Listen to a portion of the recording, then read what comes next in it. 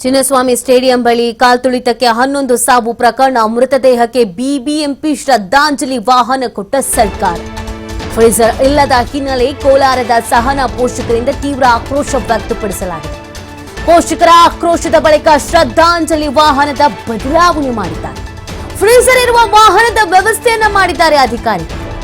ವಾಹನದಿಂದ ಮೃತದೇಹ ಶಿಫ್ಟ್ ಮಾಡಿ ರವಾನೆ ಮಾಡಿದ್ದಾರೆ ಅಧಿಕಾರಿಗಳು. ಒಂದಾದ್ಮೇಲೆ ಒಂದು ಎಡವಟ್ಟುಗಳನ್ನು ಮಾಡ್ತಾರೆ. ಅದೇನಂತ ಕೆಲಸ ಮಾಡ್ತಾ ಇದ್ದಾರೋ, ಅದೇನಂತ ನಿರ್ದೇಶನ ಕೊಡ್ತಾ ಇದ್ದಾರೋ ಒಂದು ಅರ್ಥ ಆಗ್ತಾ ಇದೆ. ಆಲ್ರೆಡಿ ತಮ್ಮವರನ್ನ ಕಳ್ಕೊಂಡು ದುಃಖದಲ್ಲಿದ್ದಾರೆ ಕುಟುಂಬಸ್ಥರು.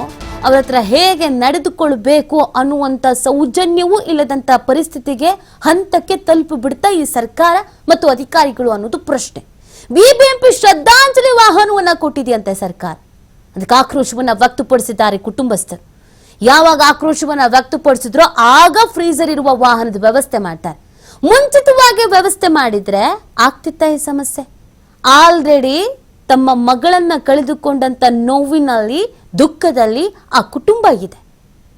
ಪಾಪ ಅವರಿಗೇನು ವಿಚಾರವೇ ಗೊತ್ತಿಲ್ಲ, ದೊಡ್ಡ ಆಘಾತದಲ್ಲಿದ್ದಾರೆ.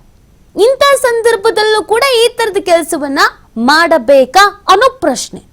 ಅಧಿಕಾರಿಗಳು ತಲೆಯನ್ನು ಎಲ್ಲಿ ಇಟ್ಕೊಂಡು ಕೆಲಸ ಮಾಡ್ತಾರೋ, ಬೇಕು ಅಂತ ಕೆಲಸ ಮಾಡ್ತಾ ಇದ್ದಾರೋ, ನಿರ್ಲಕ್ಷ್ಯದಿಂದ ಕೆಲಸ ಮಾಡ್ತಾ ಇದ್ದಾರೋ ಒಂದು ಅರ್ಥ ಆಗ್ತಾ ಇಲ್ಲ.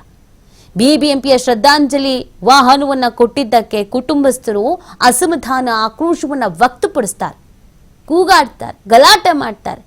ಮೊದಲೇ ಸಂಕಟ ಅನುಭವಿಸ್ತಾ ಇದ್ರು.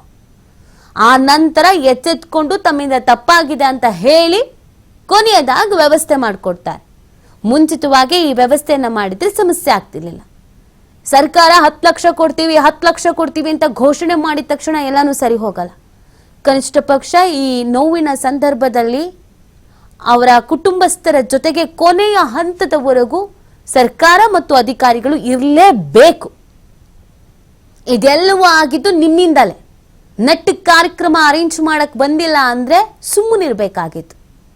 ಎಲ್ಲರೂ ಬನ್ನಿ ಭಾಗಿಯಾಗಿ ಅಂತ ಹೇಳಿ ಕರೆಸ್ಕೊಂಡು ಈ ತರ ಸಾವಿಗೆ ದೂಡಿ ಈಗ ಬೇಕಾಬಿಟ್ಟಿ ವರ್ತನೆ ಮಾಡಿದ್ರೆ ಯಾರು ಸಹಿಸ್ಕೊಳ್ತಾರೆ?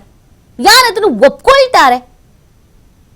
ಯಾವಾಗ ಕುಟುಂಬಸ್ಥರು ಆಕ್ರೋಶ ವ್ಯಕ್ತಪಡಿಸಿದ್ರು ಆಮೇಲೆ ವ್ಯವಸ್ಥೆ ಮಾಡಿಕೊಟ್ಟಿದ್ದಾರೆ.